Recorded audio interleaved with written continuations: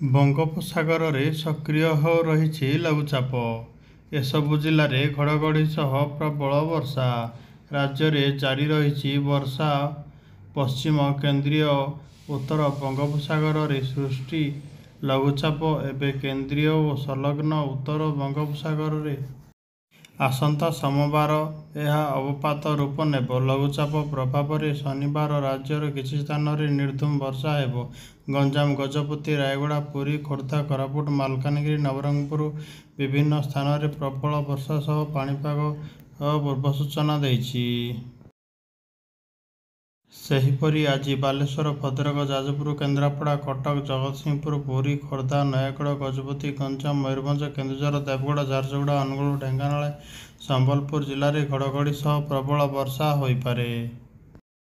ଦୁଇ ଜିଲ୍ଲାରେ କିଛି ସ୍ଥାନରେ 70ରୁ 110 ମିଲିମିଟର ପର୍ଯ୍ୟନ୍ତ ବର୍ଷା ହୋଇପାରେ। 8 ତାରିଖରେ କେନ୍ଦ୍ରାପଡ଼ା, ଜଗତସିଂହପୁର, ପୁରୀ, ଖୋର୍ଦ୍ଧା, ନୟାଗଡ଼, କଟକ, ସୋନପୁର, ବୌଦ୍ଧ, ବରଗଡ଼, ଝାରସୁଗୁଡ଼ା, ଦେବଗଡ଼, ଯାଜପୁର, ମାଲକାନଗିରି, ନବରଙ୍ଗପୁର, ରାୟଗଡ଼ା, ଢେଙ୍କାନାଳରେ ପ୍ରବଳ ବର୍ଷା ହୋଇପାରେ। ସେହିପରି 9 ତାରିଖରେ ବି ଗୋଟିଏ ଦୁଇଟି ସ୍ଥାନରେ ପ୍ରବଳ ବର୍ଷା ହୋଇପାରେ। ସୁନ୍ଦରଗଡ଼, ଝାରସୁଗୁଡ଼ା 70ରୁ 200 ମିଲିମିଟର ପର୍ଯ୍ୟନ୍ତ ବର୍ଷା ହୋଇପାରେ। 10 ତାରିଖରେ ମୟୂରଭଞ୍ଜ, କେନ୍ଦୁଝର, ଝାରସୁଗୁଡ଼ା, ବାଲେଶ୍ୱର, ଭଦ୍ରକ, କୋରାପୁଟ, ମାଲକାନଗିରି, ନବରଙ୍ଗପୁର 70ରୁ 110 ମିଲିମିଟର ବର୍ଷା ହୋଇପାରେ। ଶୁକ୍ରବାର ପୁରୀ ଓ ମାଲକାନଗିରିରେ ସର୍ବାଧିକ 38 ମିଲିମିଟର ବର୍ଷା ହୋଇଛି।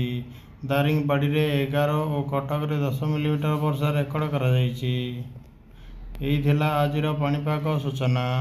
ପୁଣି ଦେଖା ହେବ ନୂତନ ଏକ ଭିଡ଼ିଓରେ।